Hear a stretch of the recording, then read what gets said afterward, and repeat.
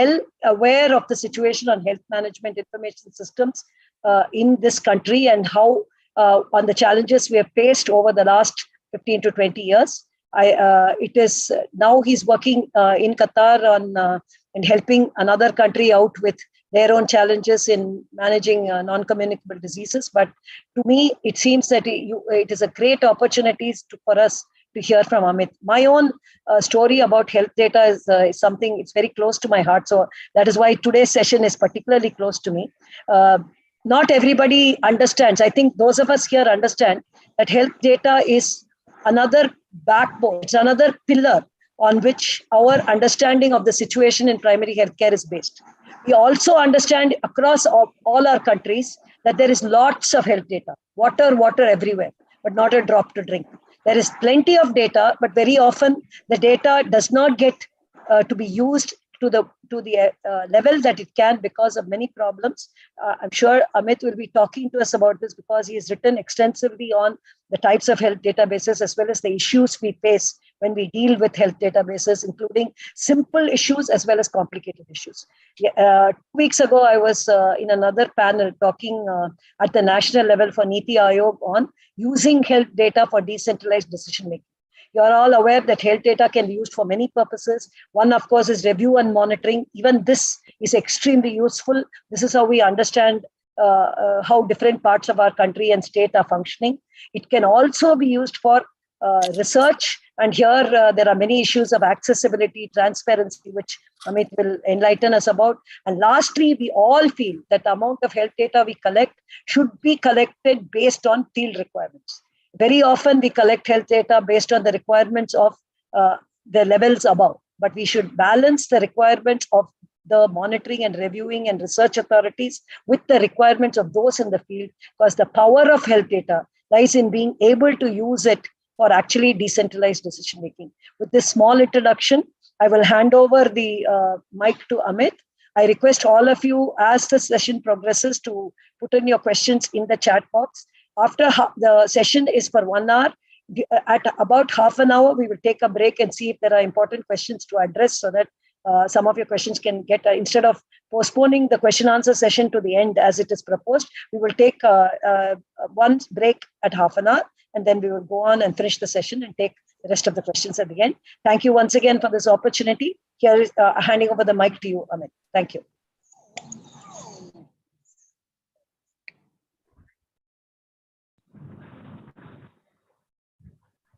Amit? Thank you, ma'am. Dr. Amit, over to you.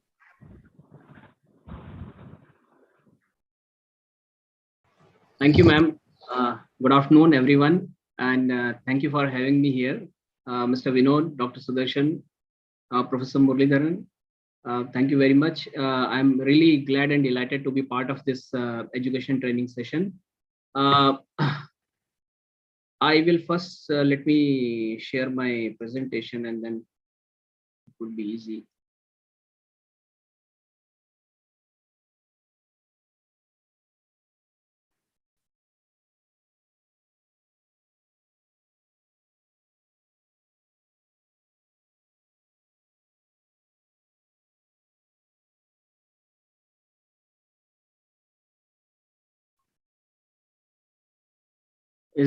Is this in full screen mode or no? Not yet. Not yet. Not yet. Okay. I think I need to take help from my daughter, Vinod, because she works on this computer often, and then she even asked me to give me a second, I'll just call her. I think this is also fine, Dr. Amit. This is fine, Amit. I think we can proceed. Yeah, till she comes in, we are fine. We can see you. Yeah, it's readable. Yes. Yes.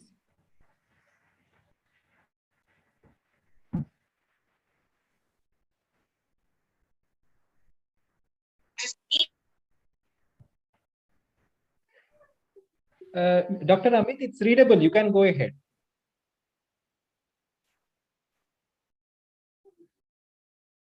Okay.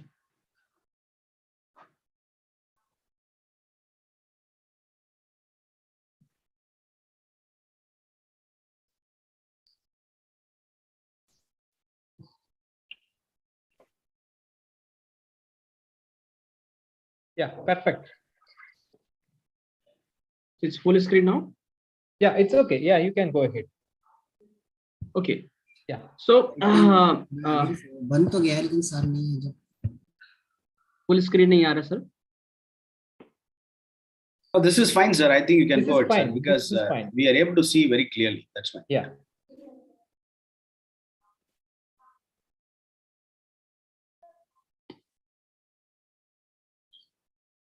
The text is visible, sir. No problem. You can go ahead.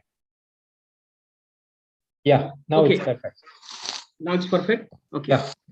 So,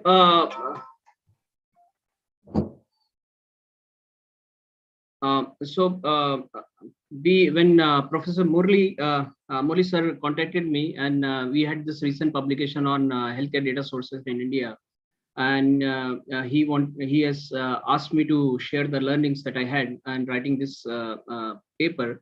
So I thought this is a great opportunity to share and discuss and disseminate what we have learned so far. So when I was talking with various professionals working in this space, everyone said that there's a lot of data available. And Girija ma'am, thank you so much for saying that water is everywhere and that we don't know which water to use, so which drop to use. So there are n number of healthcare data sources. The problem is that we really don't understand which data source to use. So I have personally realized that there is no repository where you can go and see that what data sources that we have for a particular set of indicators, so in a particular area. So this led us to start working on this area, and then we have really done the indexing of all the available data sources. This was a narrative review. I'm sorry, my daughter is just here. Is my screen full screen visible now? Yeah, it's fine. Fine. It's good. Yeah, it's fine. It's perfect. No problem. And I also ask other participants to switch off their videos because we can see the entire screen fully. All of us can switch off the video. Thank you. So then we did this narrative review. We looked at all the available resources which are there online and offline. We talked to various health program managers and administrators to identify if we are missing on any of the data sources. So first of all, I'll give you a brief introduction about healthcare data sources, what data sources that we have, and what is the criteria that we have used for the classification. And we'll go into a little detail about under each criteria, what sort of data sources fall, what are their, what was the purpose for their initiation, what data do they collect, what is their utility. And we'll also talk a little detail about some key data sources and their issues and challenges, which can be generalized for all data sources. In the middle, we'll take a case study on HMIS, and we'll do a little discussion about the data quality and interoperability challenges that we see with HMIS. We'll talk about other routine reporting systems. And then finally, we sort of look for how do we address the existing challenges that we have with respect to healthcare data sources. So this is the first slide. So healthcare data source is actually any source which is provides healthcare information. It could be your pharmacy indenting system confined to a pharmacy. It could be a hospital information system or a sophisticated enterprise system, maybe a study conducted in a district, in a block, in a state, maybe a state level system or a national level system, or maybe a countrywide survey being conducted, like National Family Health Survey that we have in India.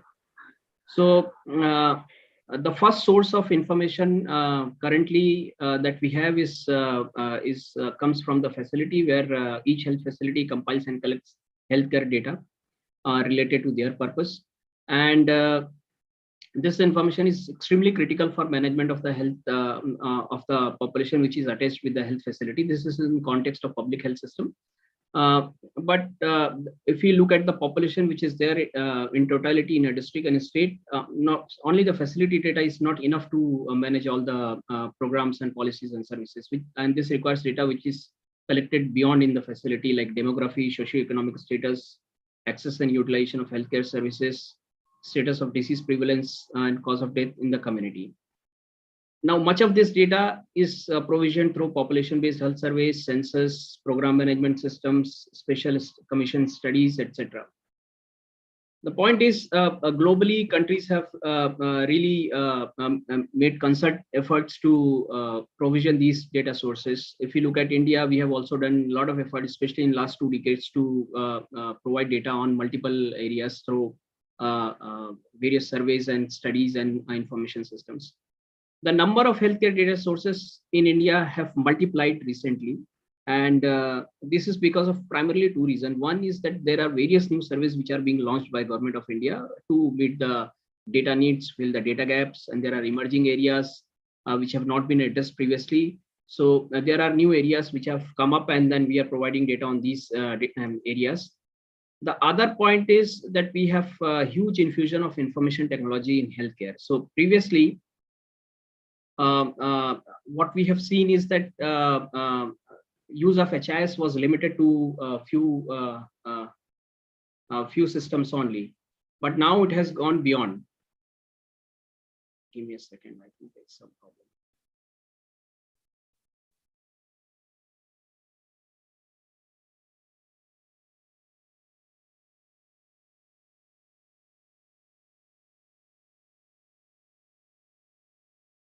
Okay, so now it has gone beyond, and now we have multiple information systems available, and these information systems are providing healthcare data in multiple areas. So this is the definition and then overall classification criteria that we have used to define healthcare data sources. The first and foremost is the population-based healthcare surveys, and there are multiple surveys which are being conducted periodically, like National Family Health Survey, District Level Household Survey, Annual Health Survey.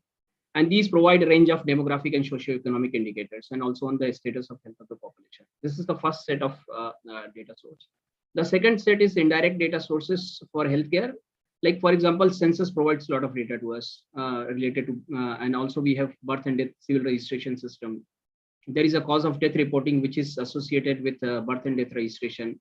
And we also have a sample registration system, because the civil registration system is not that strong, so sample registration system provides data related to birth and death. Now, these data sources are extremely important because they provide denominator for most of the population-based healthcare indicators.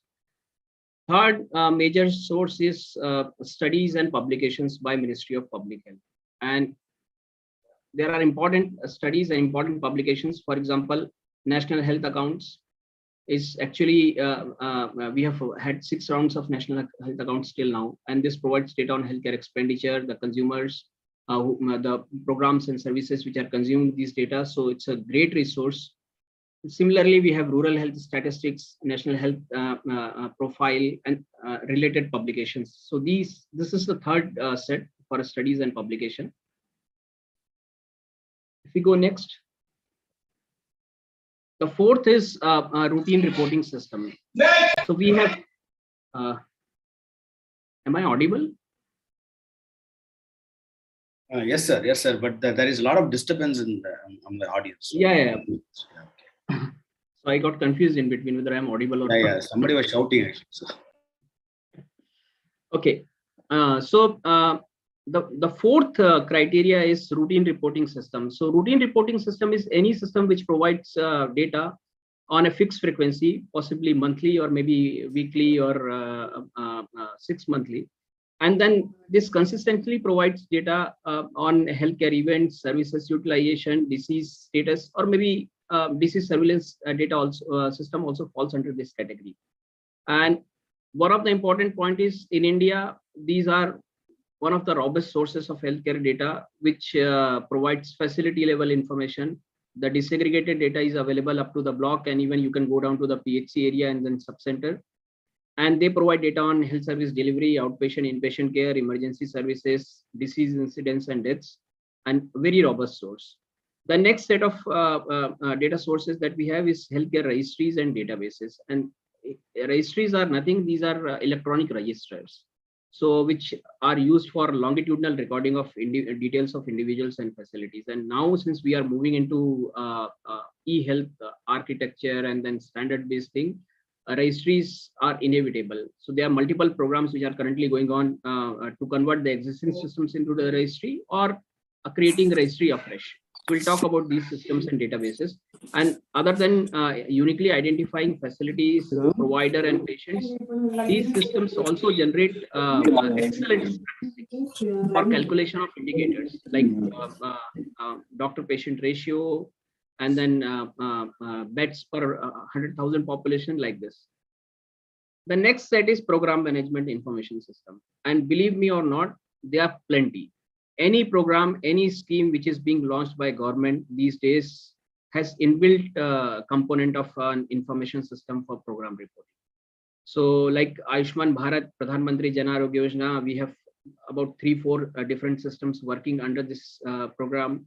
We have for different schemes, like for central government health scheme, we have a specific system. There are specific purpose systems created, like for example, patient feedback collection. We have Mera Aspatal application, which collects the feedback from the patients who have accessed the services in the government facilities. So there are different program management systems, and we will talk about some of these which are important and how we can use these systems into for management of the our programs. So now this is the classification from our study that we have conducted. A word of caution that this number is total 90, and this includes all available data sources since independence till now. So if you look at the population-based survey, we have identified 39 surveys, and if you see National Family Health Survey, the logo is here. This is just to indicate which system falls under all these 6 categories. So these 39 also includes multiple rounds of National Family Health Survey. We have had 5 rounds till now. So this includes all. If you look at this program management system, we have about 19 program management information systems currently functioning. And this study actually looked at the systems which are being run and managed by central government, not by the state government or maybe local government. So we are looking at only at the systems which are being run by as a national systems, not systems which are being run by the states. Next is registries and databases. We have identified about 14 different databases and registries. Routine reporting systems are 8, studies and publications 6, and there are 4 indirect sources. Now we will look into the details of each of these.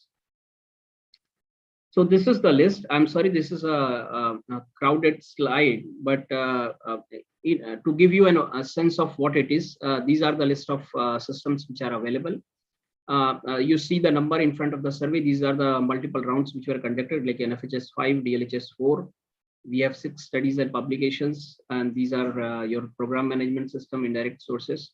So I'll share these list with you for you in case you want to study it further, or you can look into the publication to get more idea about it. We will take a few examples from this. Now,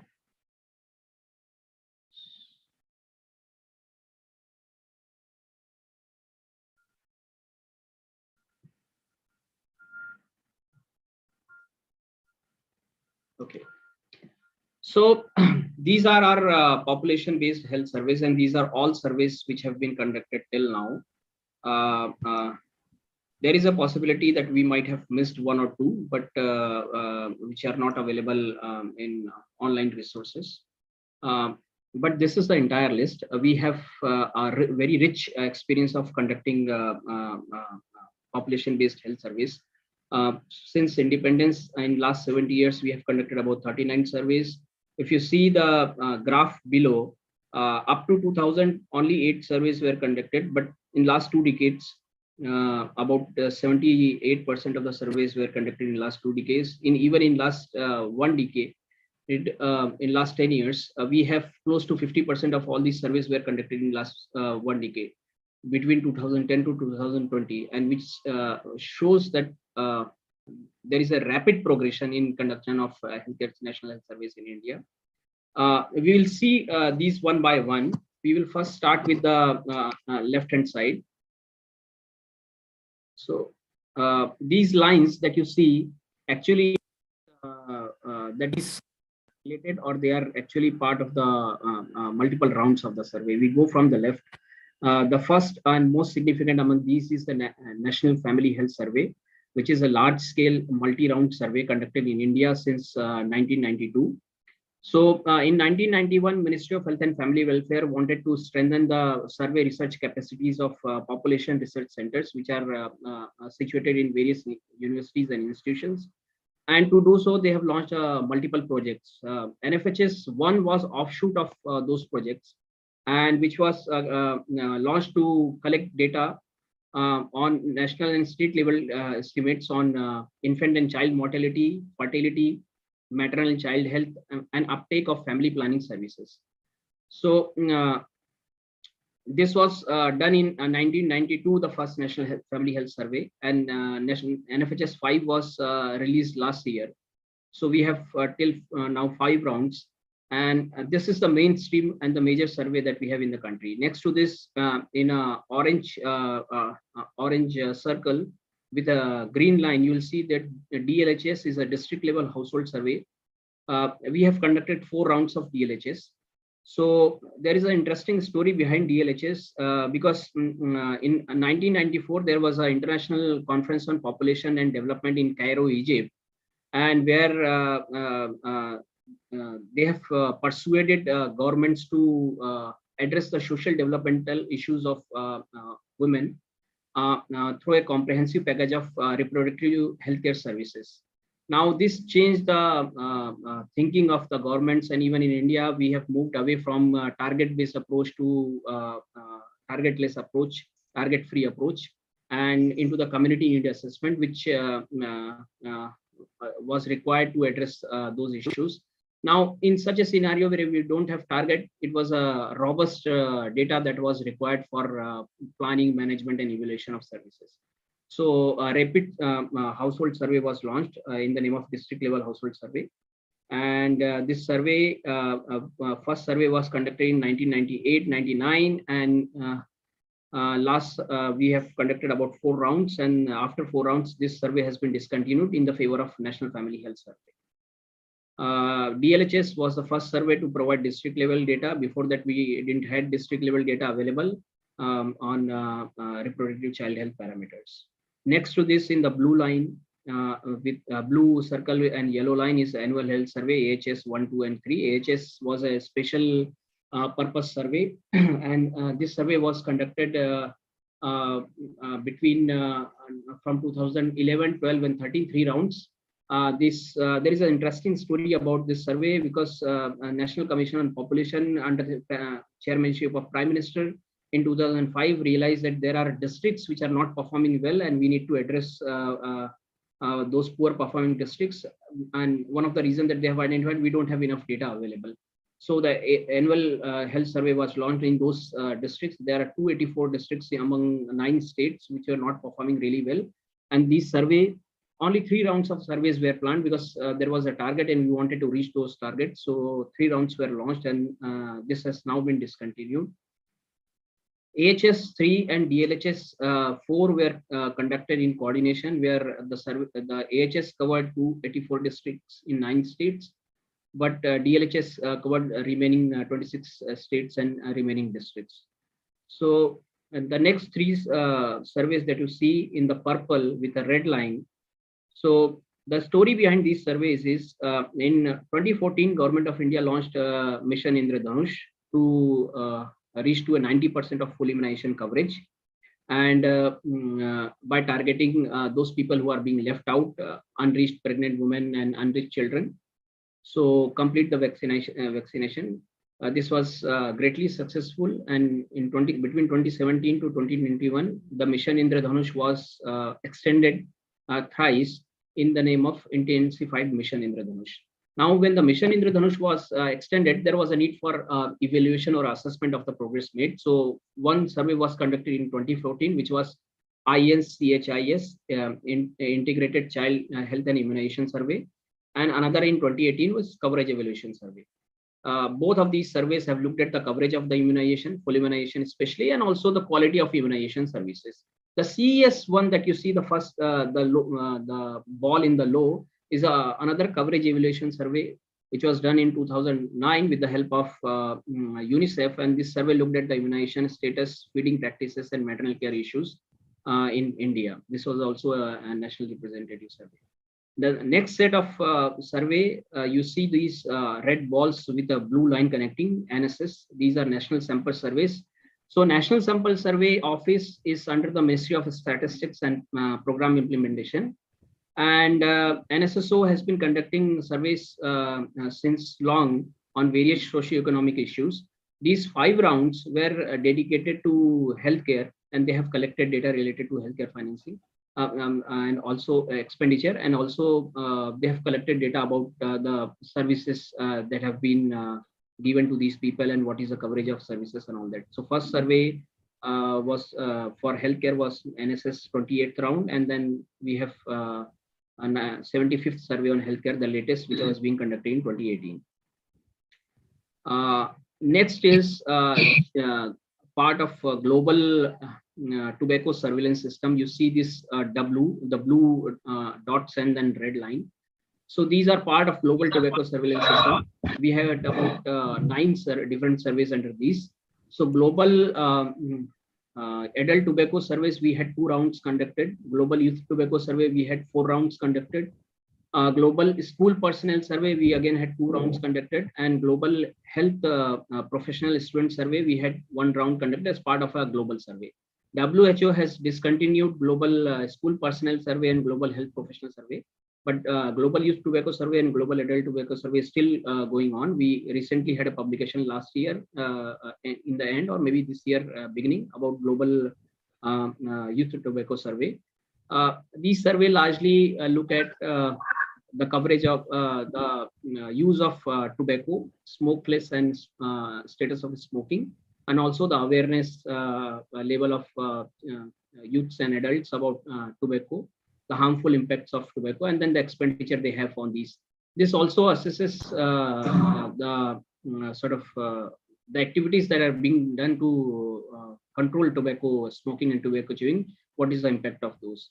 So in all the rounds, the information that we get is on the same parameters, that the different population is being covered in different surveys. The next to this, you see 4 red dots. So the first one, LASI, is a longitudinal study on aging study on India, and this was conducted in 2020, and this collected information about consequences of population aging and its health, social, and economic determinants. So it was conducted across India except Sikkim, one state, and it covered elderly population, collected elderly demographics, and also provided information about their employment, source of earning, status of diseases and chronic condition, their aware level of utilization of healthcare services, their mental, physical health and conditions, and also the support system that they have. So very good study looking at the increasing number of aged population in India. It's a very good resource. Next is the mental health survey. The National Mental Health Survey is a very important survey which was conducted in 2015 and in 12 states. This was not covered in all states, conducted only in 12 states to give a representative idea about mental health care issues in India. So this survey also actually assists first time the mental health infrastructure that we have in the country, the hospitals, the staff, the services, resources available. It's a very good resource available on mental health. CNNS, the next red dot, is a comprehensive national nutrition survey. It is conducted across India, and it did actually looked at the feeding patterns, the micronutrient deficiencies, and it also conducted anthropometric measurements and also looked at the NCD risk factors among adolescents population and children. So it has not covered adults. It was basically dedicated to the adolescents and children. It's a very good resource. Next to this is RSOC, is the Rapid Survey on Children. This was conducted by Ministry of Women and Child Development. This was cross-country survey. It looked at the maternal care, early childhood development, early schooling, feeding practices, and also about the infrastructure that the Ministry of Women and Child Health Development Ministry under the ICDS department has, and what is the utilization of those services. So a lot of healthcare data is available in this survey. It's a very good survey. Only one round has been conducted. Next, you see slightly gray dots about WHO steps 1 and 2. We didn't had a full-blown countrywide WHO steps survey. WHO steps is conducted to collect information about non-communicable disease risk factors. The WHO step 1 was a pilot survey conducted in 6 centers in 2004, I think, and step 2 was conducted in 2007 in about 7 states. So later on, the elements which are there in WHO steps, some of these are now used in NFHS 4 and 5 to provide data about risk factors in sort of national family health survey for the country. MICS is a multi-indicator cluster survey again by UNICEF. This provided data about water, sanitation, education, nutrition, and maternal child health care. In the last that you see those yellow dots, yellow circles with a line, purple line. These are surveys conducted by National Nutrition Monitoring Bureau, NNMB. This was functioning under National Institute of Nutrition. They have conducted survey between 1976 to 1999. 3 rounds of surveys were conducted in the same population to provide nutrition and feeding practices, food habits in rural, urban, and tribal areas. NNMB in 2015 has been shut down and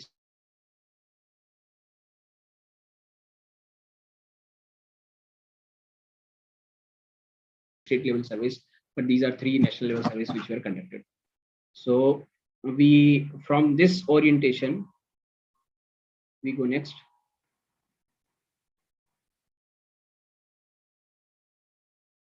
So we'll spend slightly more time, a little more time to understand these 3 major surveys, NFHS, Dlhs, and AHS. NFHS is equivalent to Demographic and Health Survey, DHS, which are conducted across globe, many countries.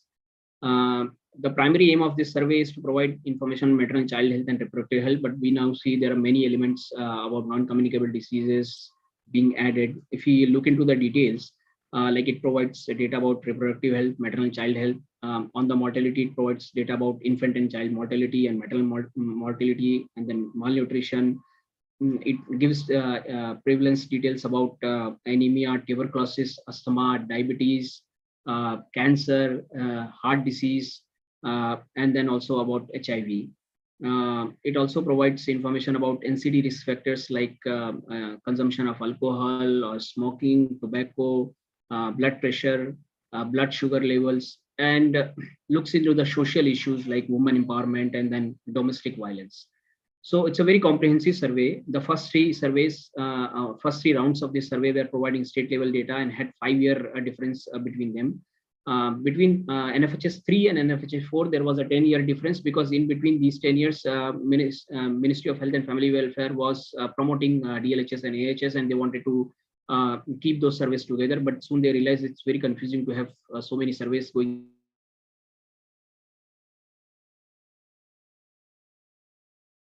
They close AHS and Dlhs, and from NFHS 4, they are providing district level data on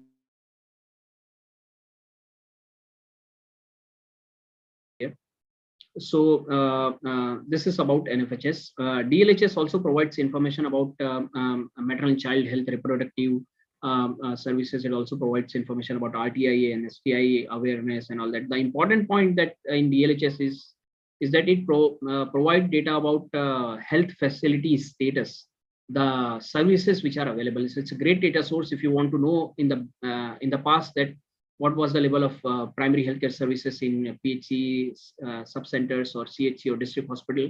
You can go and analyze those data sources.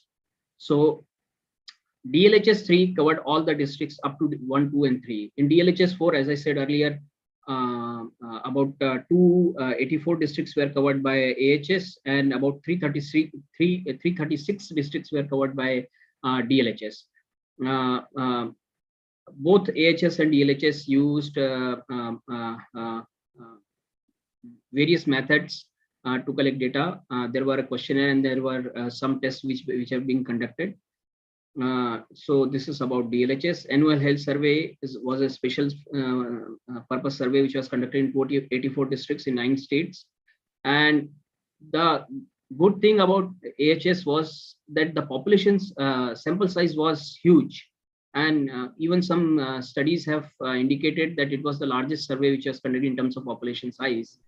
And it provided very robust estimates for mortality at district level, especially infant and under 5 mortality. So what was the reason for conducting these into 284 districts? Because these 284 districts actually had about catering to 61% of the 48% of the population. They had about 61% of all deaths, 62% of under 5 deaths, and around close to 70% 72% under 5 deaths and 62% of them all maternal deaths that these districts had.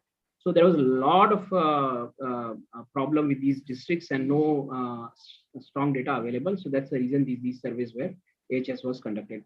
The first round was a baseline round and followed by 2 subsequent rounds where they covered same households to see their status. Now, this is the information, high-level information that was covered in NFHS, Dlhs, and AHS. We have talked about this. I'm not getting into the details because under each of the heading, you will find a great list of indicators that were covered for these surveys. This is the other key national health surveys. In that slide where we saw the graph, we have talked about all these. So I'm not going to spend a lot of time here. Now let's look at the summary. So national health surveys have actually extensively benefited the health policymakers and researchers in India, and they are being used for policy formulation, program management, for measuring progress against international targets, and even to replying to the parliament. NFHS is now the main data source. Initially, it was planned to be conducted every 3 years, but 3 years is a very, very short time. And we have to see in the future if they are able to provide data every 3 years or they provide data every 5 years. But there are some major data gaps that NFHS has to really fill. I don't know whether NFHS would be able to fill or remaining surveys should fill. One of the data gap is nutrition and food habit related information for adults is not available. It is available for children and adolescents, but we don't have the data available for adults. Disease specific expenditure data is even for hospitalization, per episode of hospitalization, we don't know. Because say, for example, if I want to know how much is the expenditure on diabetic food per hospitalization average, we really don't know. So that data is not available. Mental health conditions of the children is not covered.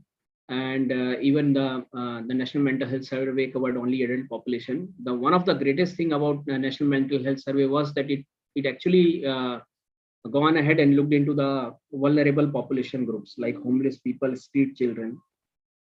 But no other survey actually covers this population group. And these are the most vulnerable people. So we have to somehow create some mechanism so that this population group is also covered in our surveys. And these are some of the emerging areas like environmental pollution and impact on health. We don't have any data about it. Some data may be available, but on a national level, we don't have any data available. So it would be great if these data gaps are filled in subsequent rounds of these surveys so that we have good information available. Now, let's. Amit, can I stop you for a minute here? There have been 2-3 questions which I thought we could answer quickly because they are directly related to availability of databases and open source databases. So our friends, 2 of our friends have asked about, are there any databases which are on rural healthcare per se? That is rural healthcare information system. And the other person, Harini, has asked about real data sets for research. And similar question asked by one more friend is, which of the Rekha has asked which of the sources are database open source. So if you could just comment this, because I think it's been useful to all of us to understand which of these are the raw data is available and how much. The other question being, is there any specific databases on rural healthcare per se? So I'll take the this previous question first about if these data sources are available. Yes, if you the list that I have, I mean, all these data sources are accessible. You can go and access this data, their published data. For NFHS, DLHS, and AHS, their raw data is also available. You have to request to the institution and they will provide you data. The only challenge is that the data for the research is released late. And there is one study that I have looked into, you can Google it and you will find about population health surveys in India. And it actually documents the number of days that it has been delayed to release the data online. So for most of the data, for example, National Mental Health Survey, you go to their website, you will find all data sets available. You can request them to for the access to the raw data. So for surveys, fortunately, we have data available online and we can access it. For the other question regarding open source, how? I believe what they mean by open source is what you answered just now, not really the software issue. Yes. So I think you have answered that also. The open source is will come to the next section of the presentation. Okay. The other question was about specific rural healthcare data. So yes, in the surveys we have data about districts, but disaggregated data below district is not available. That is only provisioned through your routine reporting systems. And the last question before, please come. So in the subsequent sections, we'll look into which systems which have provided us the rural healthcare data in the India, and then how you can access that data. You had given us a pretty good overview of all the databases that we have got. Another question has come up whether there is any specific database on communicable disease prevalence. Ma'am, we don't have any survey data for communicable diseases. What we have is some information about tuberculosis prevalence. Yes, we can get HIV, we can get even RTA, STI, we can get. But like malaria, Kala Azar, for these, we don't have survey. We have surveillance systems, and these surveillance systems provide data on these. But IDSP is notoriously non-available, correct? You had mentioned IDSP about IDSP is available. Ma'am, we will go next into the subsequent slides. So I think we'll wait and talk. Okay, fine. Yeah, detail. Yeah, sure. So can we proceed now, or are there any other questions? No, there's one more question on, most of the questions are specific databases on maternal and neonatal health, any specific database on leprosy data. So you can answer those two since they've come in before the break is over. But after that, we can answer them in the end and perhaps send them information for those who ask these specific questions. There are two specific questions, one from Ushasri Akanapalli and another from Dr. Shivani. Maternal and neonatal health, is there a specific national database? And what about leprosy data? Those are the two questions. And then leprosy, we will proceed. Leprosy, they have a paper-based reporting system. I haven't seen their information system, which is available online and you can access it. So that is not there. For maternal and neonatal database, we have, if you look at all our data sources, you will see that about 70% of them are actually providing maternal care data. Yeah. So you touch any data source, there is a high probability that you will find maternal and neonatal care data into it. So your HMIS, NFHS, DLHS, AS, everywhere, all your surveys, you will find maternal and neonatal data. Can we proceed? I just wanted to answer this batch of questions so that we will have time to answer the second. Thank you. Sure. So next is indirect sources of healthcare data. The first is census, obviously, which provides data about population statistics, demographic, socioeconomic status. It will give you about population growth rate, sex ratio, literacy rate, work participation, migration. So a lot of information is available from census. We had a history of census from 1881. The last census was conducted in 2011. There is a deception because of COVID. Otherwise, it should have been completed by 2021, but probably this year they'll take it up. The next is civil registration system, which was started in 1969. And then latest report that we had in 2019, it may be late, might have published by now 2020 report. So civil registration system provides birth and death data, also the still birth data, and also publishes the annual statistics. Now, the problem with the civil registration system in India, it suffers from both demand and supply issues. Demand, initially the demand was low. No one wanted birth certificate, but now since all the documents require birth certificate, so the demand has increased, and birth registration and reporting also reached to the 90% even more. The real problem and real challenge is with the death reporting. So death reporting coverage is low, especially for the deaths which are happening in the home. So civil registration system is not able to provide that complete coverage to the death data, and which is most important, as we want to know that why people are dying and what are the disease conditions. So to provide support to this area, they have started medical certification of cause of death. It started in 1973 and 2018 is the last report. The medical certification of cause of death is actually collected from the hospitals which are there in urban areas only. So if you look at their report, it is only the urban deaths which are being reported only from the urban hospitals, and they have some sampled hospitals. In 2018, of all deaths that happened and that were recorded in civil registration system, only 21% of those deaths were covered in medical certification of cause of death. So it's not very very comprehensive data source, but yes, there is some level of information available about cause of death in medical cause of death in our country, but this is not adequate. The sample registration system is a dual recording system panel household survey, which provides reliable estimates for birth and death. Since CRVS is not strong, so we have started with sample registration system, where 2 rounds of enumeration is being done. One is in the sampled villages and households, a continuous enumeration is being done. If there is any event, birth, death, or stillbirth, they'll document it. But every 6 months, there is a survey being conducted in the same households to see if any birth, death, or stillbirth is being missed. So based on these 2 rounds, the SRS report is being published. SRS provides us data about maternal, infant, child mortality and fertility. The problem with the SRS is earlier it was thought of providing data every 6 months, but since 2018, only yearly report is available. So we don't know whether it will continue 6 months or 1 year. But yes, SRS is a very robust source and it's being used by policy and program management by professionals in India. Now let us look at the studies and publications that we have. So one of the publication of Ministry of Public Health by Central Bureau of Health Intelligence is National Health Profile. The profile is actually a comprehensive data source.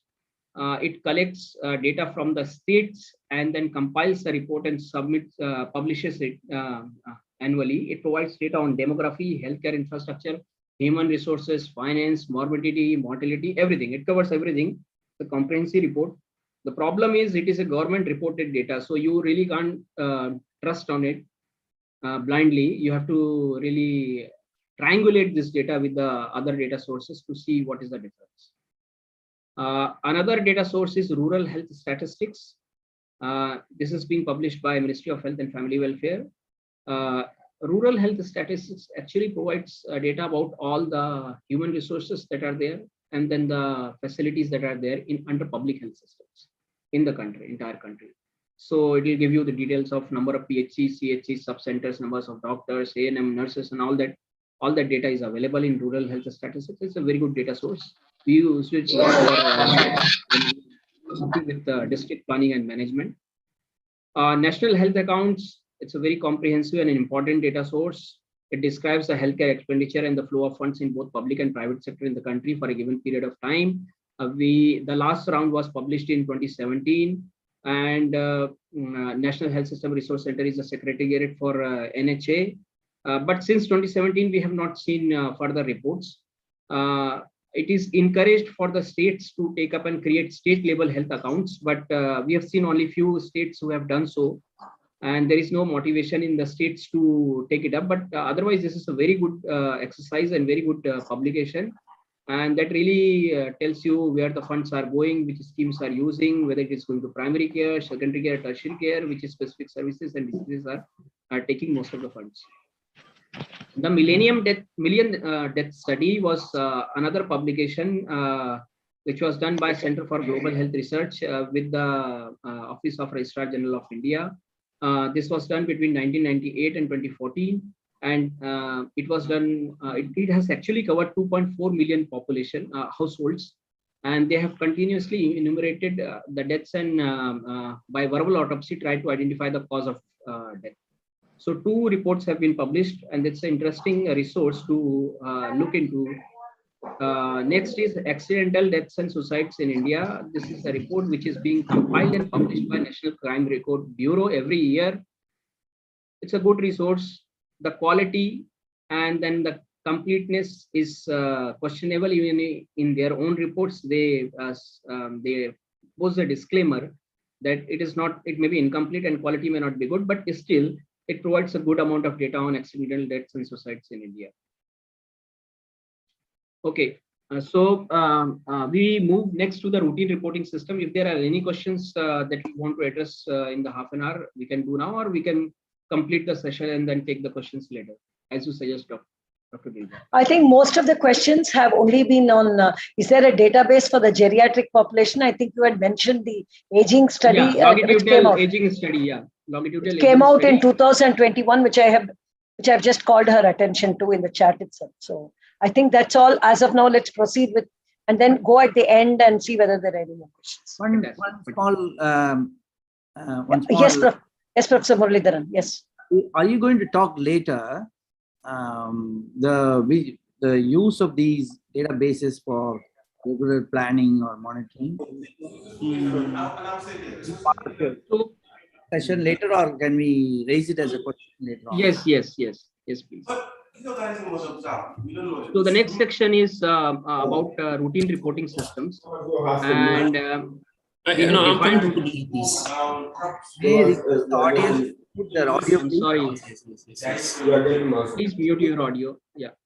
Please mute your audio. Audience, please mute your audio. Yeah, thank you. Okay.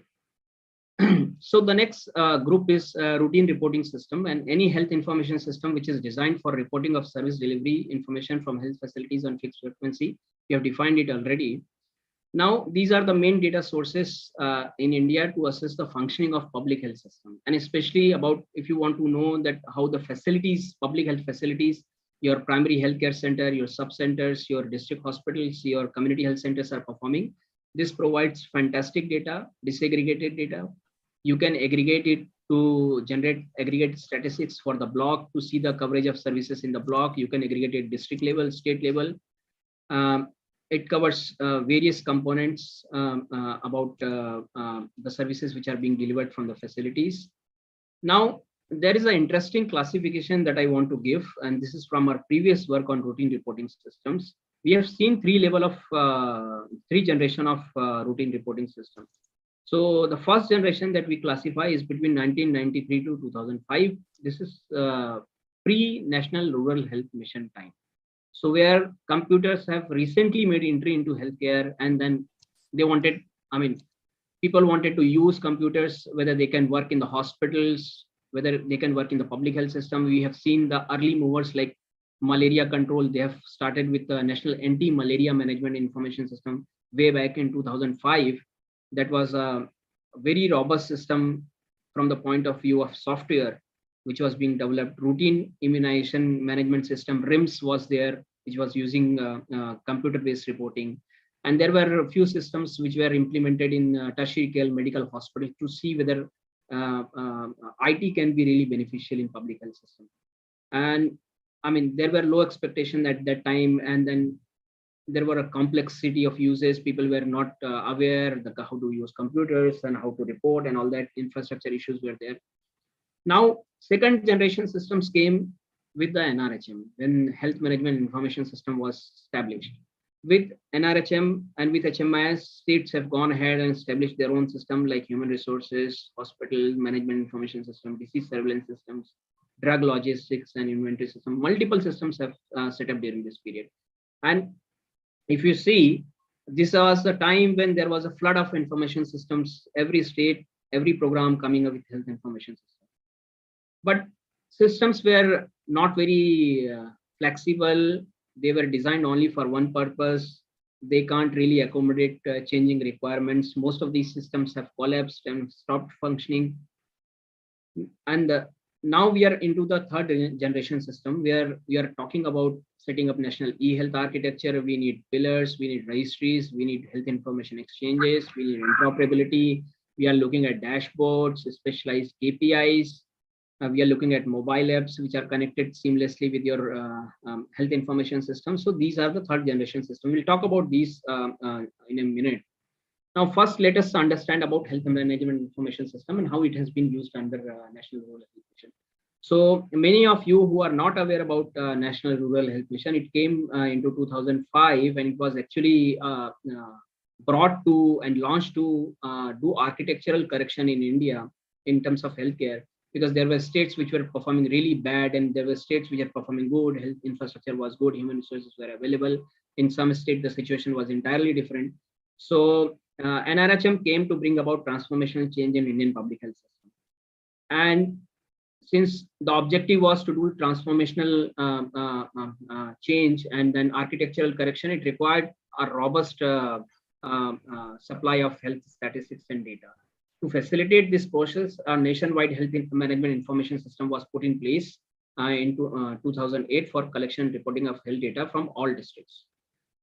Now, the web portal as a centralized information system was put into the place, but the forms, the guidelines, the training, a large comprehensive program was created, and we were part of this capacity building efforts. Dedicated staff were given. We provided them trainings. The forms were printed and made available. There were help desks and support systems were created for HMIS reporting. This is the information flow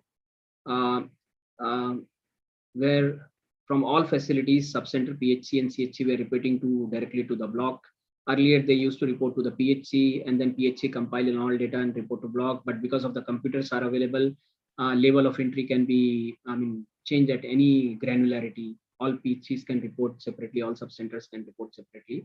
And slowly, with the arrival of National Urban Health Mission and then National Health Mission, Urban Health Facility have also started reporting into health management information system. So this is the overall information flow. Data is aggregated at block and district and state level, and also we get a national figure by aggregating all the data. So what is covered in the HMIS? So HMIS actually thought of providing support to the NRHM activities. 3 sets of forms were created within the NRHM: annual form, quarterly form, and monthly form. The annual form was designed to collect data on 168 data elements for reporting infrastructure, population, manpower from districts and states. It collected information about how many districts you have, the towns, village population, the population which has to be disaggregated by age, sex, eligible couple, infrastructure, facilities, and also staff, how much of management staff, medical and training centers. All that data was reported into the annual form. So annual form was made in such a way that annually you get this information to plan for your health services for the year. And then in the quarterly, all that capacity building and system strengthening effort that you do, all that is reported in your quarterly form. So it had about 61 data elements reporting on training, capacity building activities, training of doctors, nurses, management staff, and community health workers. All the data was reported in quarterly and annual. So the problem is annual and quarterly forms have not picked up that much by the states. There was reporting, but not very serious level of reporting in annual and quarterly form. What picked up was monthly reporting, because monthly data was being used by everyone. So monthly reporting was conducted. There were about 326 data elements in total from all facilities to report data on service delivery, morbidity, mortality, and death. And there were additional 42 data elements which were for drug stocks reporting.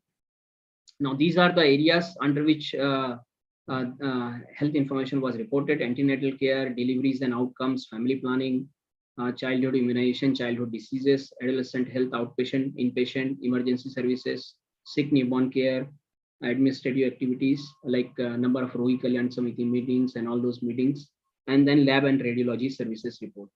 So in last, more than 200,000 public health facilities are reporting data monthly on HMIS. HMIS has actually ensured a disciplined monthly reporting from public health facilities, and it has also established a culture of discussion about data and then information and then calculation of indicators. Initially, I remember that indicators were calculated from NHSRC and sent to the states. Later, states have started doing it. Districts have started doing it. Now the facilities are even doing it. So there is a lot of awareness about data and how to use data into planning of public health services, management, and then evaluation of the programs. But there are larger challenges with the HMIS, and in 2 slides, we'll talk about the challenges. So this slide is designed in such a way that on the left-hand side, we have HMIS challenge, and then what were the challenges before reform in HMIS in 2005, and what are the challenges currently. So the current challenges are based on my discussion with the program managers. These are pre-reform 2005 challenges that we have documented ourselves by studying the situation. Now, the first challenge is at that time, there were a high number of data elements without linking to any indicators. So you have a list of data elements, but you can't compute any indicators because they're not part of recognized indicators, denominator or numerator. We have conducted study where in subcenter, you have seen 1,667 data elements being reported monthly across various formats. The subcenter form, which was at that time known as Form 6, it was reporting 108 data elements. So this problem was very much there. Red means very much there, but it has reduced post-reform, and now number of elements being reported from subcenter form is 162. The numbers have increased because number of services have also increased. The services which were not there are now available from the facilities, and that's the reason that we see increase in number. But the problem is, other than these numbers which are there into the form, there are other great list of data elements which are being reported to other programs as well. Like we have reporting tracking data for RCH, though there is a tablet, unmold tablet available for computerized data entry. But I don't know, personally, I don't know what is the coverage of that tablet. But you go to the rural areas, you go to actually states which are not doing great.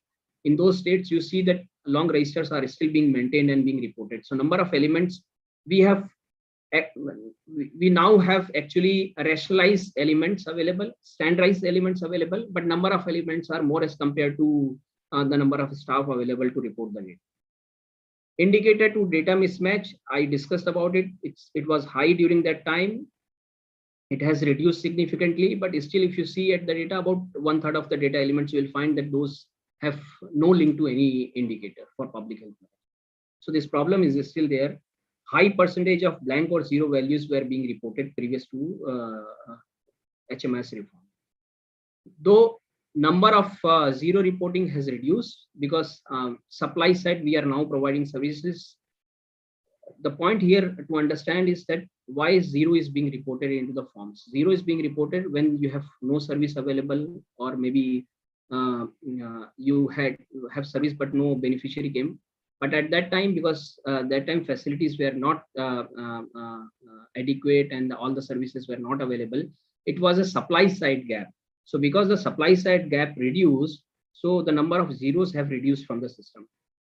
Duplication and gaps, at that time it was high, like you see routine immunization management system, then Form 6, and then various reports to the states, all had immunization data being reported. At that time, same data in different forms.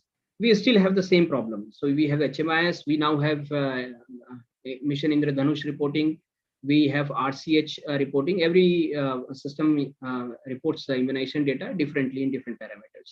So we have not improved in that area, so to say.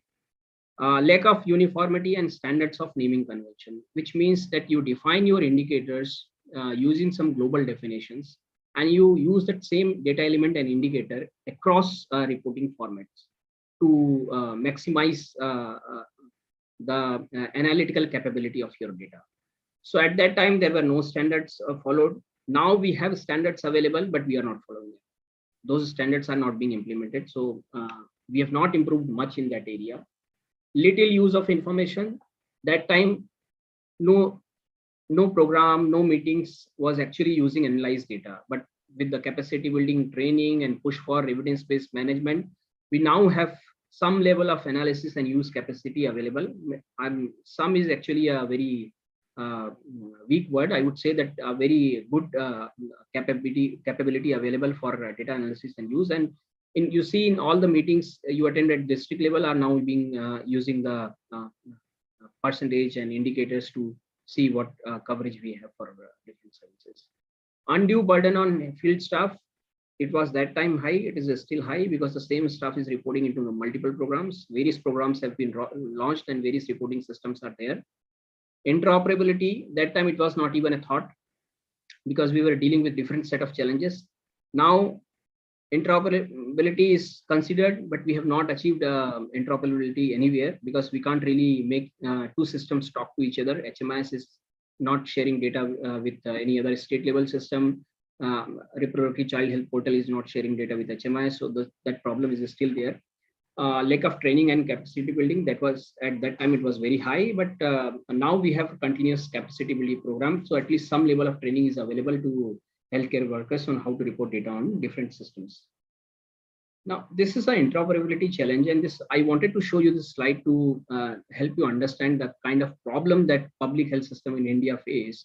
If you see the total number of on the table on the top, the total number of data elements in HMIS is about 286. This study was done about 8 years ago, but the elements are same. The mother and child tracking system, that time now it is known as RCH, number of elements 292, and we tried to map these data elements so that is it really possible if we can aggregate data from the MCTS and report it into the HMIS portal directly electronically, so that burden of reporting from the field staff can be reduced significantly, and then data can directly from the MCTS or RCH portal can directly go to the HMIS.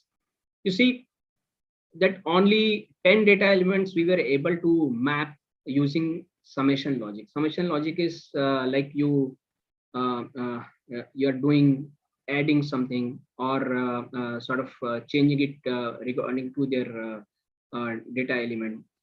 Let's see the example below in the second table, like total number of pregnant women registered for ANC, and we are doing the transformation logic here from the MCTS. So we're taking pregnant mother ID and then serial number of ANC visit and date of ANC visit, and from the date we are aggregating data within that month's date range from 1 to 31, and using a transformation rule from the date this data can be aggregated.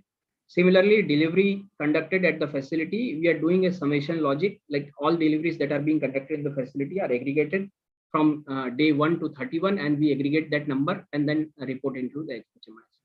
But there is another problem with the data element which is not mappable. So only about 28% of the data elements we were able to map between HMIS and MCTS. For other data elements, the construct of the data element in the RCH or MCTS and construct of the data element in HMIS was so different that you can't really aggregate that data and report into the HMIS simply because the definitions were not matching. So some more HMIS challenges. There is a problem of completeness of data. See, the HMIS reports data from public health facilities and also the state-run public health facilities. It doesn't collect data from private hospitals, township hospitals, small clinics, hospitals which are there with the vertical programs like TB, mental health, and hospitals which are being run by other ministries like railways, Ministry of Human Resources or Labor Ministry. All that, those hospitals data is not there in HMIS. So it collects and reports data only about state-run public health facilities. So completeness challenge is always there. There are also capacity building issues that we have talked about. All ANMs, I've seen it personally, have received HMIS training one time, but there are no refresher trainings which are being conducted. And say, for example, one ANM is replaced and she goes there and new ANM joins or new staff joins. The HMIS training is not part of the induction training program. So most of the time, if the individual staff is actually interested in knowing what is being reported, there is no way to understand what is happening because it's not part of the standard training program. And there is a larger perception of poor quality of data. HMIS data is considered poor in its quality, and which leads to non-use of HMIS data. And because there are lack of institutional capacity and then rules are not there. Say, for example, if if a facility is not able to report data for consecutively 2 months, there are no rules to say that whether we report that data by going back to the same month, or we add that data for 2 months into the next month report. So those rules are not there. This is not only about the reporting, this is also about the recording. If there are data which has not been recorded, how do you fill that gap? So those rules have not been created over a period of time, and this is the gap. Now let's look at the data quality issues pre-HMIS and post-HMIS. For record maintenance, initially we had a manual recording system. So there was a one register, which was line listing register, and all mothers and children were registered into that register, and all activities were noted one by one. And then at the end of the month, A&M has to go back and find out which services she has given during this month by identifying either dates or by identifying either some marks to aggregate and report the data. This was very difficult and usually led to error and problem in data reporting. Now we have Unmol tablet available, which can directly record, which acts as a register only, and then you can record all the data. But the problem is a Unmol tablet is not interoperable with HMIS or any other data source, and it is not able to report data into any other system. So that issue is there. Earlier we had a recording issue. Now we have a reporting issue. Duplication of patient records. Earlier we have seen the cases where one beneficiary can be registered into multiple places because there is no unique identifier to identify, and because the information is recorded manually into the paper form, you can't really identify if it is the same person or not. We still have that problem. We don't have any national unique health identifier available, though there are some attempts being made to use Aadhaar as in the back end to use as a national identifier, but most of it is not has not been successful, and there are issues and challenges associated with using Aadhaar as a national health identifier. There are Supreme Court rulings as well. So we still have do not have a national health identifier available. The health ID, which has been initiated by National Health Authority for Ayushman Bharat program to create a digital health infrastructure, is going to create a national health identifier. But these are initial work which is being done, and we don't know what will happen in future. But as of now, we don't have a unique identifier. Standard operating procedures, we didn't have the clear instructions to record keeping at that time available. We now have some instructions available which are hard-coded into the system, hard-coded and embedded into the system. So if you want to diverge from that hard-coded system, it's very difficult. And in our system, you need some level of flexibility to accommodate local rules, local norms, which is not there. So for example, in many states, you'll see that there are revenue districts, but there are health districts. You have revenue blocks, but you also have health blocks. And number of revenue block is different and number of health blocks is different, because these blocks are created for ease of management of public health program into that area. Now these codes, which are taken from a national directory, local government directory, these codes for revenue blocks, they do not have anything related to health blocks. But because in HMIS you have reporting from health blocks, you cannot aggregate the data with the revenue blocks. So there is a lot of problem available. These systems don't allow that flexibility to be accommodated. The computation of aggregate reports, initially I discussed about it. There was a manual compilation and there was a problem in the instruction and aggregating the data. With Unmol, it is possible, but Unmol, it has another level of problem because it can't really share data with any other system. Now, these are some of the I am absolutely happy to see this slide. This has been one of this area reporting versus facility reporting has been one of my big bugbears. But I just leave you with the thought. We have about 8 or 10 minutes to finish the presentation and go for the next batch of questions. Okay. Is that okay by you?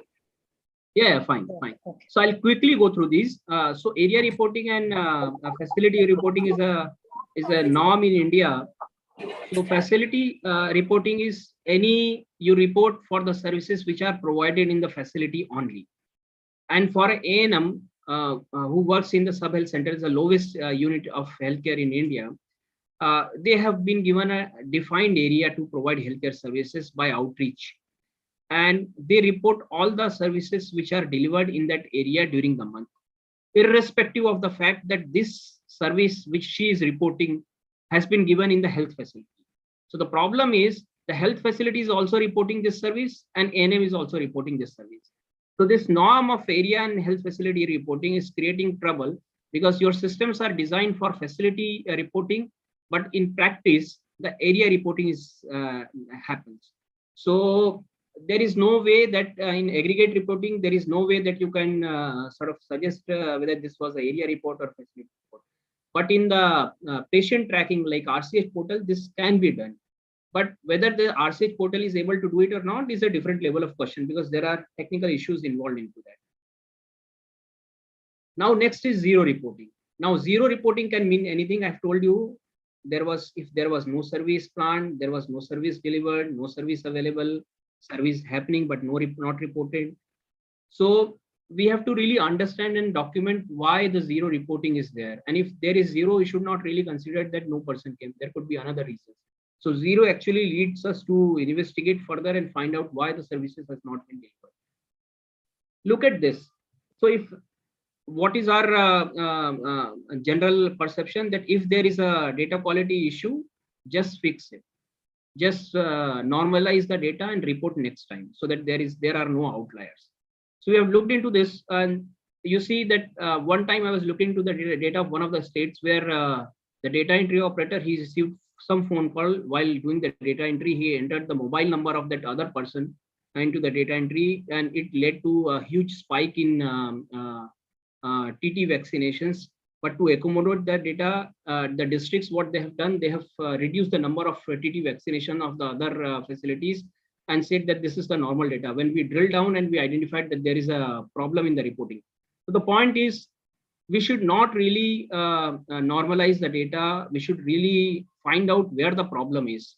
The idea behind this quality review is to look into the data quality issues, specifically find out and then correct it. Not to normalize the entire data so that data is of no use to anyone.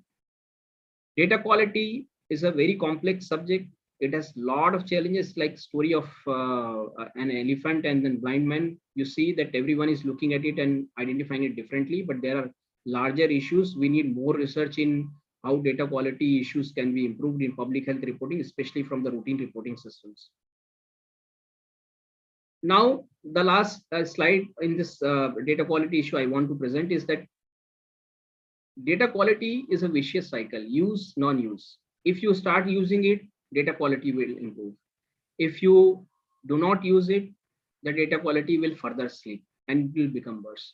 So if we are using the routine reporting system, unless we use it, data quality will not improve. And this has always been a tussle between a program manager and then HMIS manager, but we have to understand that.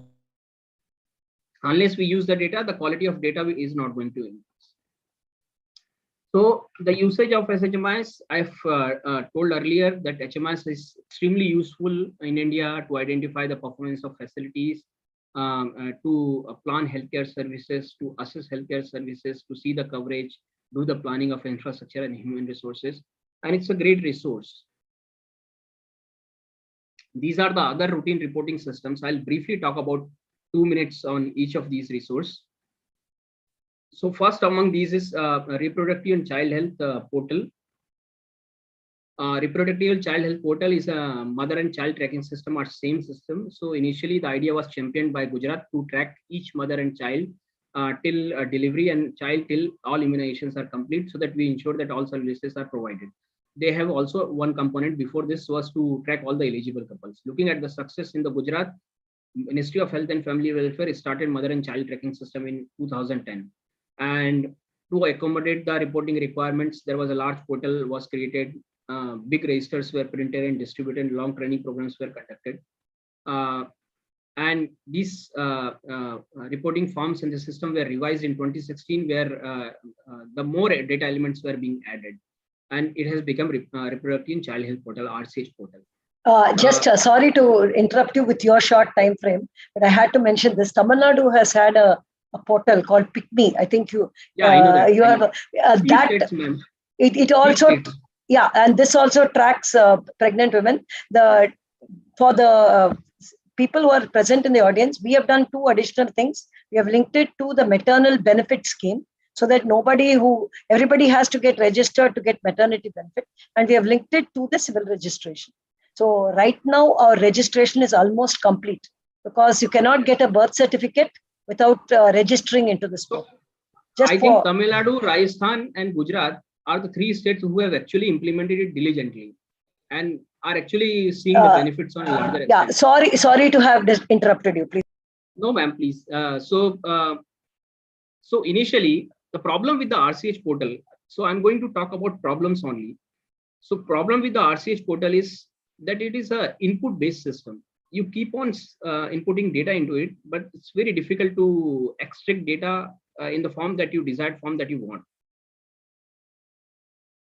We have line listing of pregnant women and children. So we have very ingenious people, and then people have thought that how do we make use of this system? One of the uses that it generates a due list for ANMs and the services that you have to provide. Now the system also sends SMS to ANMs and ASHA workers and to the pregnant beneficiaries that this service is due in this month. So it's a great resource in that sense. It's a great resource for documentation of services. The only challenge is that it is not able to generate the desired reports. Now it is also being used for disbursement of incentives based on the services which are delivered by ASHA's ANM. The greatest problem is the numbers which are generated after aggregation for the month from the RCH portal doesn't match with the data from the Hmis. So this has been a big problem. It has not been addressed, and it will take some time before it is being addressed. Next is Integrated Disease Surveillance Project. Integrated Disease Surveillance Project IDSP started in 2004 with the assistance of World Bank to report disease outbreaks and for surveillance of communicable diseases by National Center for Disease Control. The biggest problem with the system is it has not been able to identify any single outbreak in the country. Earlier it was reporting on 3 forms, SP and L, about 22 data elements, but recently they have changed it to the line listing of records, and now it is reporting on 33 disease conditions. So it is still there, though it is not able to identify disease outbreaks, but it provides data about diseases. Again, I think it's very difficult to extract data from this. Yes, it's so only downloading data and using data from the system is very difficult. So that's problem is there. Nexia is a TV program management information system. Nexia has been doing quite good. It has dedicated resources, and there is a lot of push from the ministry to make this system work. This is doing good. In my understanding, the system is doing good. And there is private sector notification as well. So private sector hospitals are linked, and they can notify about TB patients using the Nexia. So which is a good part. National Anti-Malaria Management Information System, NAMIS, is the first system to adopt IT in healthcare in 2005. System was developed by TCS. It was a very good system. Software was very good. But the problem is it failed in within 3 years of its launch. And there are various reasons for it. One of the fundamental reason is with the IT, the department became too ambitious that initially it was reporting at the end of the month. They reduced it to 15 days, and they have not provided enough training and capacity building. And way back in 2005, there were huge issues with the infrastructure, and they have not done annual maintenance contract for the hardwares. So if the computer is broken, there is no way to repair the computer, and then slowly the reporting dwindled. They have also made a precondition for all the facilities to first report the population data, then only you are able to report your data on malaria cases. And at that time, many facilities, many health workers didn't had any idea about their population. So this actually, in the first place, created a barrier for reporting. But still now the malaria data is being reported through the HMIS. There are about 7 data elements which are being reported from the Anti-Malaria Management Information System through HMIS only. Strategic Information Management System, SIMS, is a web-based reporting system for HIV/AIDS. This provides data through NACO. It provides data from all surveillance units and all the data is available, but this data is not at all accessible. Even there is very little information available in the internet about the system. I think I may once again have to give you a caution. We are running a little short on time. So if you finished, we have about 2-3 very interesting questions that I would like to. How much time do we have, ma'am, now? Because my watch is 2.5 hours behind, so I really can't really. This is 4:33. I think we can stop at about 4:40 and take about 10 minutes for questions, so that we will finish roughly around the appointed time. Another okay, 10. So I have 10 minutes time. Yeah, you can finish in about 10 minutes. Okay, great. I'll do quickly. Healthcare registries and databases. Registries are actually modern day digital registers, which are used where I've talked about this. There are registries for facilities, for provider, for patients. We have disease registries, and there are special purpose registries as well. I wanted to show you this slide in the next one. So I have worked on National Identification Number for health facilities. This project was started to make HMIS and MCTS interoperable. We have identified the list of facilities which are there in HMIS and MCTS, and we have mapped these together and put those into a portal for verification by states to get unique facilities. And we have provided a 10-digit unique number for all the facilities. But the problem with this system was not connected with any other system. So if there is any change in the facility, all facility records were outdated. So the system lost its usability, and it's functioning but not been really useful. Rohini is a hospital, private hospital registry managed by IRDI. This is being done to oversee the insurance reimbursement process. So if you are, if any insurance claim comes from the hospital has to be registered in the Rohini network. Otherwise, the insurance claim is not maintained. So this has been actively promoted and pushed by insurance companies and TPS to ensure that all the hospitals which are there in the insurance network are listed in the registry. It's a very good system. At least private sector, some data is available. NHRR, National Health Resource Repository, was started by Ministry of Health with support from Bill and Melinda Gates Foundation. Huge project, but they have not understood what to do, and they've gone into a different direction, and the system has, the program is still on, but I don't see any great data coming out from this system. Clinical Establishment and Registration Regulation System is part of the Clinical Registration Act. Good system, but has not been implemented properly. So very less data is available. Health Facility Registry is a registry which is being pushed by National Health Authority under recently launched Ayushman Bharat program. This registry says that we will register all the facilities which are available, and it's a voluntary registration. You have to register yourself. You look at this table, the green tick marks actually shows that kind of facilities which are covered. NIN portal covers only public health facilities. Rohini covers only private hospitals.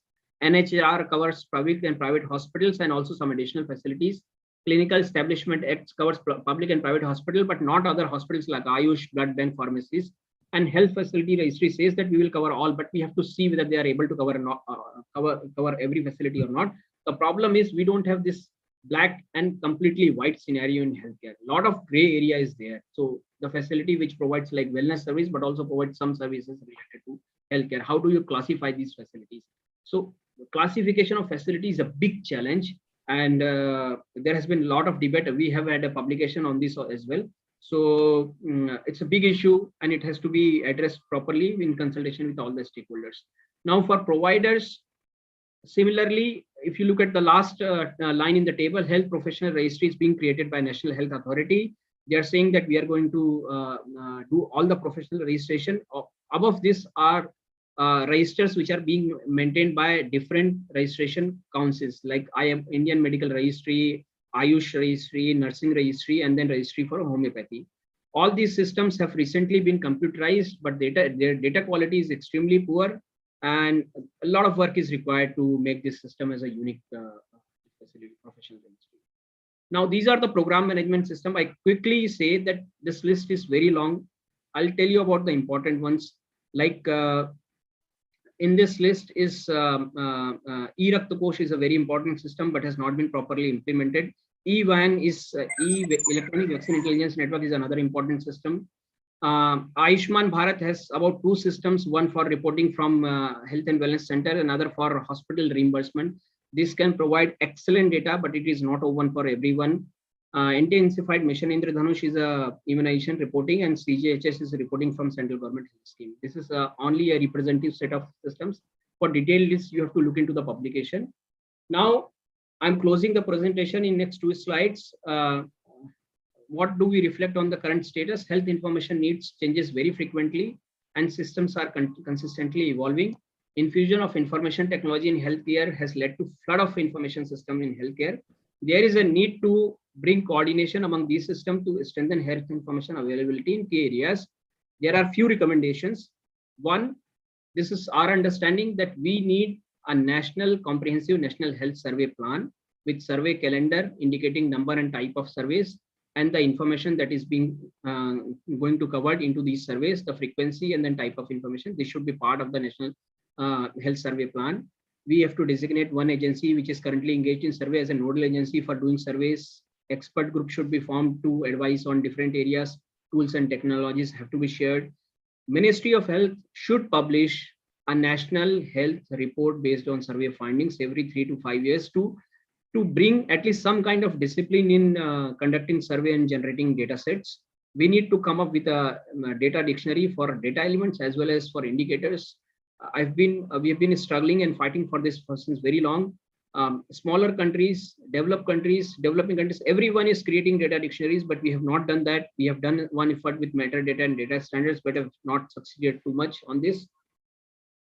And one of the recommendation is routine reporting system. Wherever possible, they should use the data element which is there in the survey or the similar data element so that triangulation is easy, comparability and uniformity is easy. And last, all healthcare data sources should publish their data online into their portals. Program management information system, most of the routine reporting system data is not available except HMIS and tuberculosis. Most of the system, they don't publish their data. They need to publish in the open government data platform so that this data can be utilized and put to use by various users, researchers.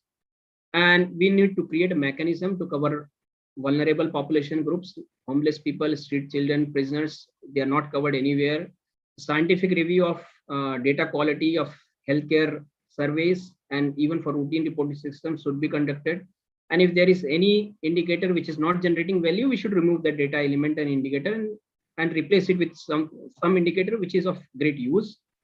And in the last, we should ensure adequate funding and capacity building support for use of standard data elements, data quality and exchange between information systems. With this, I'll close this session. Thank you very much. Thank you so much, Amit. I think there's been a lot of comments coming in on the informative lecture, but I have 3 questions I wanted to address. One is from Dr. Mubarak Ali, who wrote on whether India really needs a patient database or clinical records databases. He's asking whether there is a relevance for creating that for a country like India. And if so, will a time come when we will take our medical decisions based on software? I think that's the crux of the language is used is what do you feel about this? This is the question he's asked. Yes. So I think clinical health informatics and public health informatics, they are 2 separate streams, but they are linked together. So clinical health informatics, we require data for patient-based data in the hospitals. Otherwise, we can't really think of creating longitudinal patient records and registries. All these efforts are being done in such a way that we have electronic health records available everywhere and are being used. And this clinical data should actually aggregate and generate population statistics. That is our aim. But this is a far thing. We are talking far away in the future. There are projects being done in the hospitals to use open source hospital information systems. There are being proprietary systems state level systems are being done in Haryana, Tamil Nadu, Kerala, Punjab. Various states are doing this. There are obvious capacity issues which are being addressed. But I think soon in next 10 years, we will have a larger coverage of clinical information systems in all the hospitals. Maybe, as you said, when we do have a individual identifier, the marriage. That will become, yeah. So all the tools are not there. Yeah, when the clinical data system and the public health data system will get linked. And I as he said, the distance between when are we going to do this is going to take some time. So, Dr. Ashebir Alamahu has said that you have given a lot of information about India. He about the systems in India. He wants to know which do you consider are essential for African countries to sustain. A very, very basic question. He thinks which of these databases would you recommend for African countries? I think National Family Health Survey and Health Management Information System. These are the two major. One is a survey and one is a routine reporting system. You should really look into it and should really try to learn from our experiences to improve healthcare data systems in your country. There is a question from Sirisha on and I've worked with her on this, so I know what she's asking. She's asking why don't, even when there are common data elements, why don't the data from the HMIS tally with the data from NFHS? And from your experience, what could we do to, because both seem to be reporting from the same source. I mean, one is a survey and the other is a routine reporting system. Our question is, what could we do to make this better? Of course, we also found a lot of difficulty in accessing raw data on HMIS that you already explained, but where we could look at it, we found a lot of difference. So her question is, yeah, I think we need to conduct some research studies on why do qualities and comparability is not there between NFHS and HMIS. And if you look at the raw data of HMIS and then raw data of NFHS and HMIS, and then go and study and find out from the household level why this information is different. Amit, I am game if you have time to design this and work with you. I have time, yeah. Yeah, I think it's a very excellent idea. Ushasri Akanapalli wants to know, how do we access raw data from the RCH maternal and child database, especially on delivery and outcomes? Ma'am, you have to really request to the department if they provide you access to the raw data. It's not available. Even the data that was available in the previous portal, it was aggregate reports available. But raw data is not available because there are obvious identifier issues to privacy and confidentiality. How do you mask the data? The rules are not clear as of now. We have worked on data privacy rules, but those have not been published. I think she just wants to know the reports. That is, she's not able to access even delivery and outcome reports. The best way would be to contact the district administration and then request them to, if they can give you a copy of the report that they have. Dr. Shivani has put up a very important question on scope of mobile phone use, especially in patient treatment and follow-up in public health. There is diseases which need follow-up. So she's asking whether in the whole framework of HMIS, how do you see the use of mobile phones?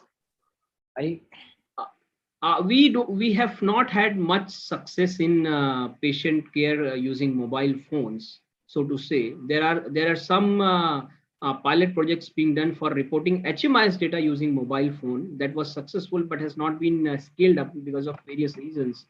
But patient clinical care using mobile phone has not really picked up. In India. If you look at the private hospitals, they really provide access to patient records using mobile phone. So if you have a sophisticated clinical information system available in your hospital, I mean, the patient portal where the patient can see their data can be linked with the mobile phone. Shivani, one example we've used successfully is in TB control. We've not used it for patient care and follow-up on a national level, but at a very lower level, let's say district level, we have formed WhatsApp groups to follow up for patient compliance. And it was reasonably successful. We were able to track the patients as long as they didn't lose their mobile phones. Yes. Amit, yes, Professor Muralidharan. I have one question on behalf of our colleagues from Africa, because they are looking for what they can adapt from insights from Indian database. So, you, based on your knowledge of what kind of database they may have in Africa, many of us don't know, but people sitting there would know at different levels. After listening to your presentation, actually some of them may feel that it is so vast and almost it covers so many things on the ground. Many of us even may not, do not know that we have so many databases covering so many things. But from the point of view of, because you also talked about quality of data. Okay? Among and almost every data set you made that point.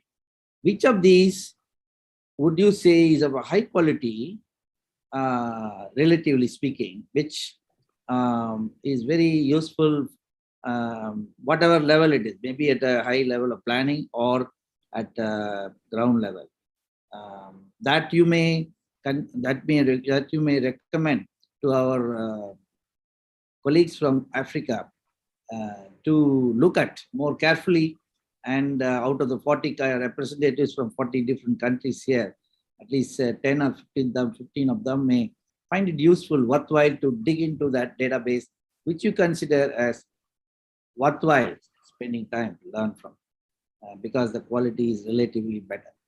I think as that would be one nice takeaway for them. Murli sir, I would, in terms of survey, I would say that National Family Health Survey is a very good, robust source of providing data on districts. So it can be looked at from that point. I think many of the countries may be already covered by similar NFHS survey. Yes, yes. In terms of routine reporting system, I would say that HMIS is one which has to be looked into in detail. And in our HMIS, though there are data quality challenges and there are issues with completeness, but I'll give you an example of one of the districts. So one district where we have visited, we have asked them how do you use HMIS data routinely in identification of coverage and services. So he says that we have one medical college hospital within the district, and there are 2 big private hospitals and about 10 small nursing homes. So only few of them are reporting us into the HMIS data. Rest of them are not reporting. So what they have done is actually at their own level, they have conducted a study to estimate the possible number of cases which are going there in those hospitals. And when they report the HMIS data, at the time of analysis, that possible number, that estimated number, that they use that estimated number along with the number that is reported by the facility, the district, to get the aggregate figure for that district. And they say that by that logic, I have been able to find out whether we are addressing all the deliveries or not, whether we are in terms of immunization and antenatal care, whether we are seeing that all the cases are provided services or not. So in addition to improving everything and making all the facilities reporting into the HMIS, what they have done, they have found a way to use HMIS data into a larger sense of reaching to the coverage and full immunization. Can I just add to what Amit said? I think that for the African countries, they should also look at NSS. Yeah, I was just going to ask, would you recommend that they also do a survey similar to what we do through NSS, National Sample Survey? Yes, that would be great. Worthwhile attempting, but such a vast cover. No, actually, since most of the economic data or studies on cost of care, equity, actually emerge with both those being combined. Don't know how many of these countries have similar, but as a general. But it would be great, Murli sir, if you can give a brief 2-minute about NSSO. NSSO covers the following broad items. One is that self-reported morbidity pattern with recollection based on 15 days. And then there is a section on where they sought care for outpatient ambulatory services care, whether they went to private or public and why they went to private or public, reasons for not seeking care, and there is also a section on how much, where they sought care for inpatient or outpatient. They went to private or public. And even whether if they went to private, then they would ask how much they paid for doctor's fee, medicine, a lot of expenses that make out of their pocket. They also collect information on sources of finance. They may have spent out of pocket, they may have borrowed, where from they borrowed, how much they borrowed, and so So it also collects information on what we call non-medical services, including caretaker, transportation, out of pocket for their own, daily expenses and so on. There is, most importantly, the last section covers their regular household expenditure, monthly expenditure, how much they spend on regular items, not big items like marriage and festivities, marriage in particular, or if there is a death at home, there's a lot of expenses, but regular consumption expenditure. And this is very useful for calculating how much of their out-of-pocket expenditure it comes from it forms a part of a regular consumption expenditure. So if it is, whether it is 10% of the regular monthly consumption expenditure or 20% and so on, to calculate catastrophic expenditure. This is a broad structure. Many of us feel that this is too complicated.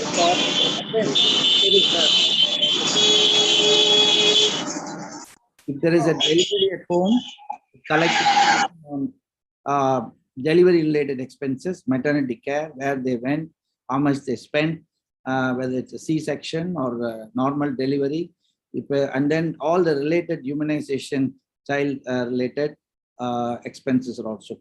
So it's quite vast. It's very difficult to imagine someone going, collecting all that in one go, in one visit. If the household happened to have had one or two outpatient, care, and then if it had even one inpatient admission, on top of it, if it had also a delivery, it may take some 3 to 4 hours of sitting together with the head of the household. So we have suggestions on how we can modify that, but this is the range of issues collected in an NSS. But our African friends, maybe those who are able to follow this, may have something similar to that. In fact, we would like to know if we could speak to them directly, that are they doing it differently? How differently they are designed? And we are not going into the methodology of selection of households and all that. I think I am, Professor Sudarshan, I think I am running out of time. So if there are any other questions, because I saw almost we have covered all. I mean, a lot of people have wanted to share your PowerPoint. They have expressed a lot of gratitude to the area that you've covered. But I think we have covered most of the important questions that have arisen during the presentation. So I am actually exceeded my summation time, and I don't think it was required because you yourself have summarized almost everything quite well. And I completely endorse what you have said. And as Professor Muralidharan said, what is the takeaway from this? That even if we have lots of databases, we need to concentrate on the quality of those databases, and we need to make sure that the databases are used by everybody to the maximum extent that they can. And that's what we are discussing today.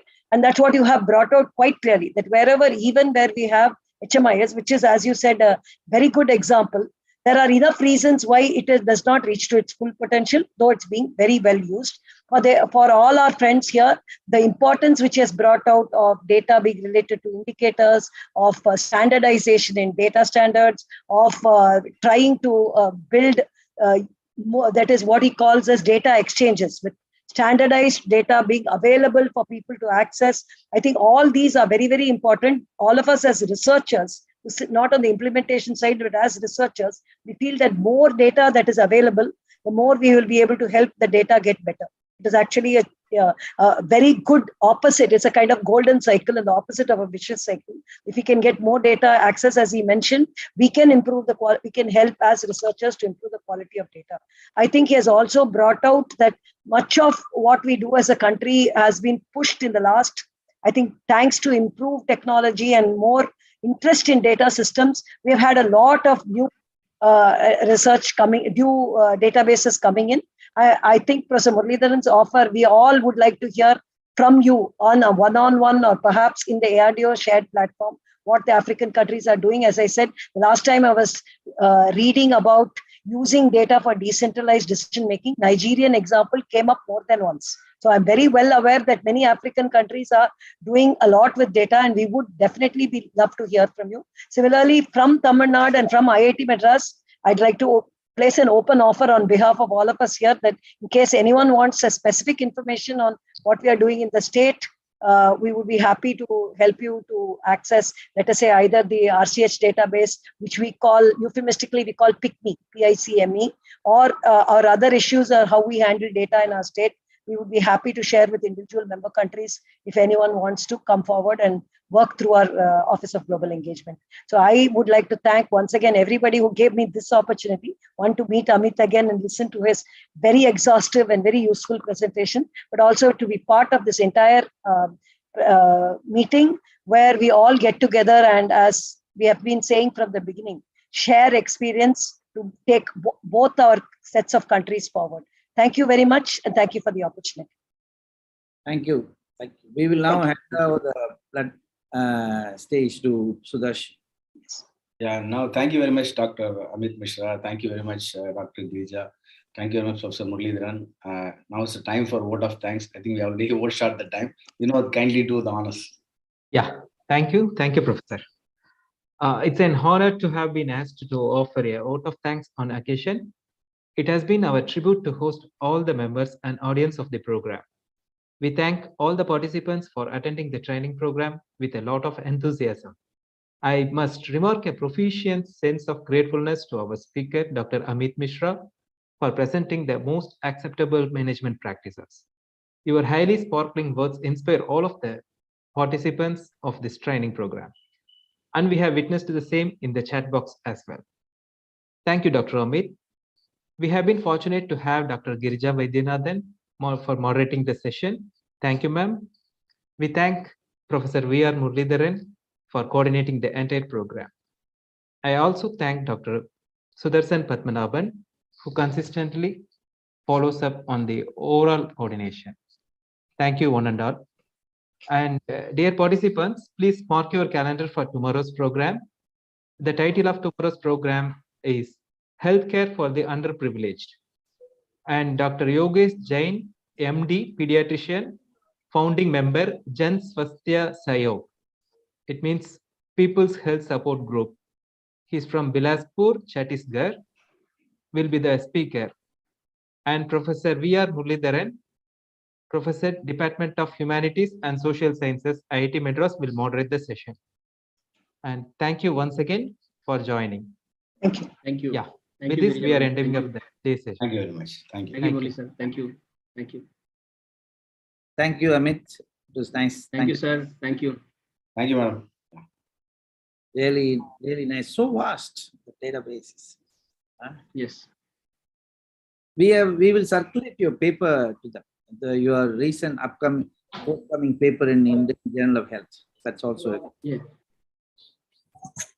okay. Thank you, sir. Thank you. Great.